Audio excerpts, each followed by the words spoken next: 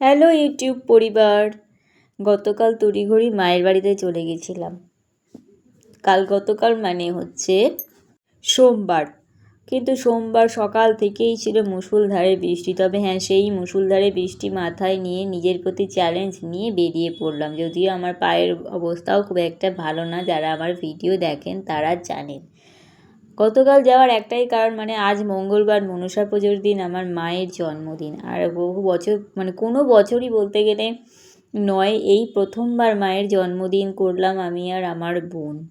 আর সেটাও আবার ইউটিউব প্ল্যাটফর্মে শেয়ার করতে পারছি, এটা আমাদের কাছে অনেক বড় ভাগ্যের ব্যাপার। কোনো দিনও মাকে মা রান্না করে, মায়ের সঙ্গে হেল্পারের কাজ করে, কিন্তু নিজেরা হাতে রান্না করে এই প্রথমবার মাকে খাওয়ালাম। বোন হয়তো সেদিন উপস্থিত থাকতে পারেনি, কারণ ওদের একটা বিশেষ বাড়িতে মনসা পুজোর নিমন্ত্রণ থাকে, যেখানে প্রতি বছর ওদের নাম নিয়ে যেতেই হয়, নিয়ম করে সেখানে যেতেই হয়। প্লাস বাড়িতেও অসুস্থ শাশুড়ি মায়ের শরীর ভীষণই খারাপ আমার বোনের।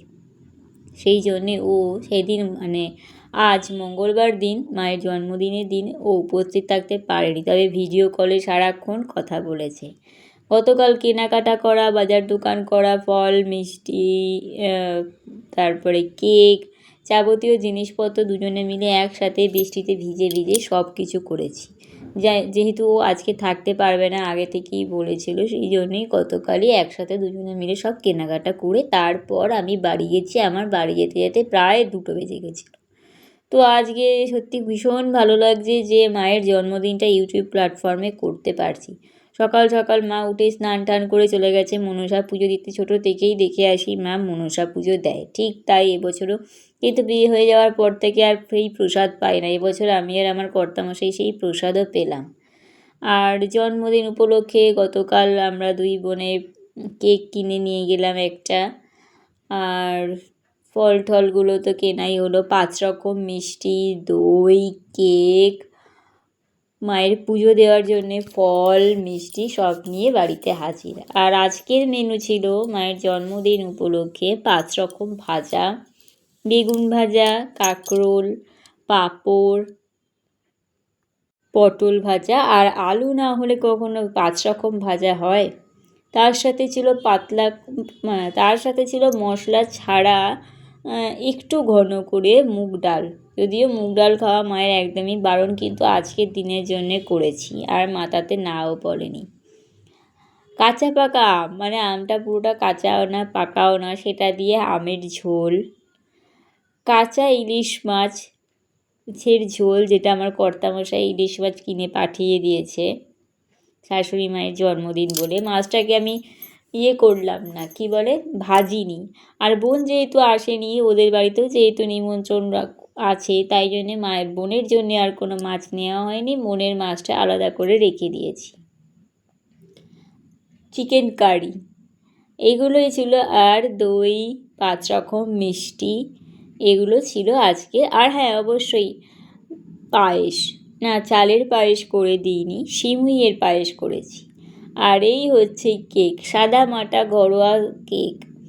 আর দোকানে গিয়ে আমি কাকুকে বললাম, কাকু ওখানে একটু মা লিখে দেবেন। তা উনি শুভ জন্মদিন বলে একটা স্টিকার দিয়ে মা লিখে দিয়েছে। তবে ময়ের আকার বাক্সে আনতে আনতেই ভেঙে তুবড়ে নষ্ট হয়ে গেছে। কেকটা কেমন হয়েছে অবশ্যই জানাবেন। এটা হচ্ছে আমাদের 2 বোনের আমাদের মাকে দেওয়া একটা আলাদা গিফট। সত্যি ভীষণ, মা যেমন খুশি হয়েছে, এইরকমভাবে একটা বয়সের পর এসে না এইরকমভাবে সাজিয়ে গুছিয়ে খেতে দেয় না। কারণ তখন মায়েদের বাড়িতেই আমরা যাই, সব বাড়িতেই এটা, মায়েরা আমাদের সাজিয়ে গুছিয়ে খেতে দেয়, কিন্তু মায়েদের এইভাবে সাজিয়ে গুছিয়ে খেতে দেওয়া হয়নি।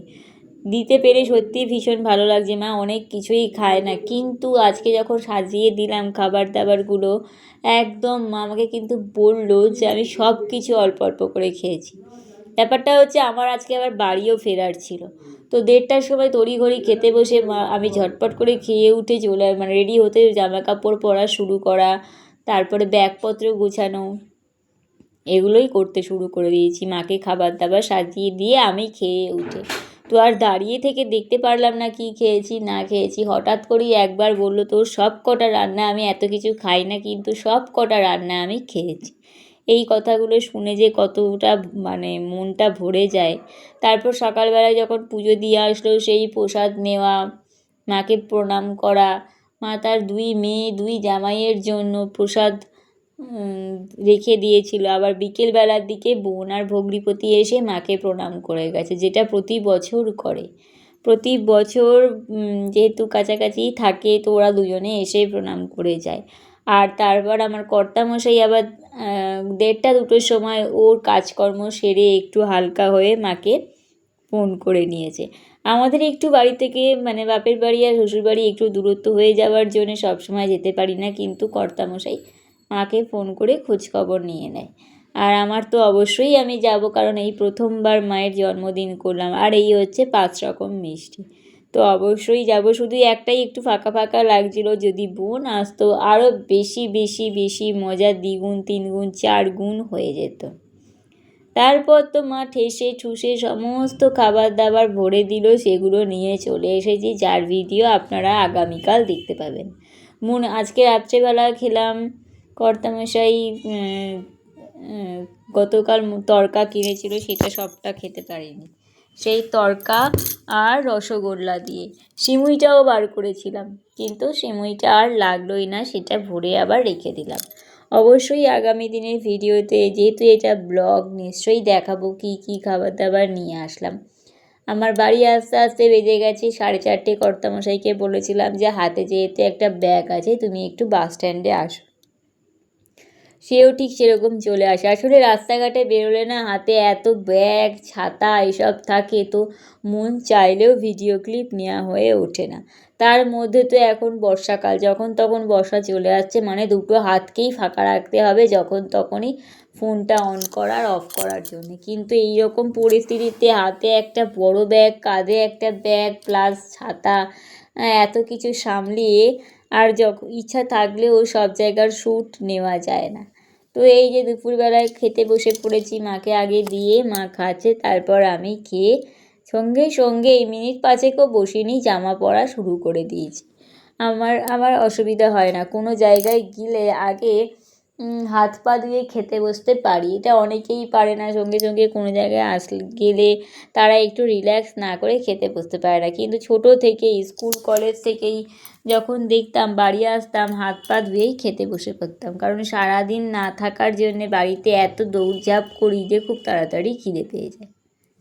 সেই জন্য এখানেও ঠিক তাই, মানে সঙ্গে সঙ্গে রেডি হয়েই বসে পড়েছিলাম।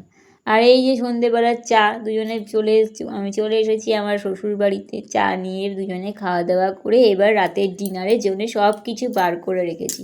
কর্তামশাইকে বললাম আজকে আর রুটি করতে আমার একদমই ইচ্ছা করছে না, তুমি একটু রুটি কিনে নিয়ে আসো। আর সে রুটি কিনে নিয়ে চলে আসলো। তড়কা, মিষ্টি, পায়েস, সিমুই এগুলো নিয়ে আজকে ডিনারের জন্যে বসলেও এতক্ষণ পর্যন্ত যারা আমার ভিডিওটা দেখলেন তাদের অসংখ্য ধন্যবাদ। এইভাবে সাথে থাকার জন্যে, পাশে থাকার জন্যে। না সাথে পাশে থাকলে আমরা কেউই এগোতে পারবো না। তাই প্রত্যেকের কাছে বিনীত অনুরোধ, একটু আমাকে আমার চ্যানেল ঠিকঠাকভাবে এগিয়ে নিয়ে যেতে পারি। তো এবারে রাতের ডিনারের টেবিলে বসে পড়েছি। আমার কর্তামশাই তো কখনো টেবিলে বসছে, আবার কখনো চোখের পলকে চলে আসছে কলে হাত ধুতে। এইভাবেই আজকের ভিডিও সমাপ্ত।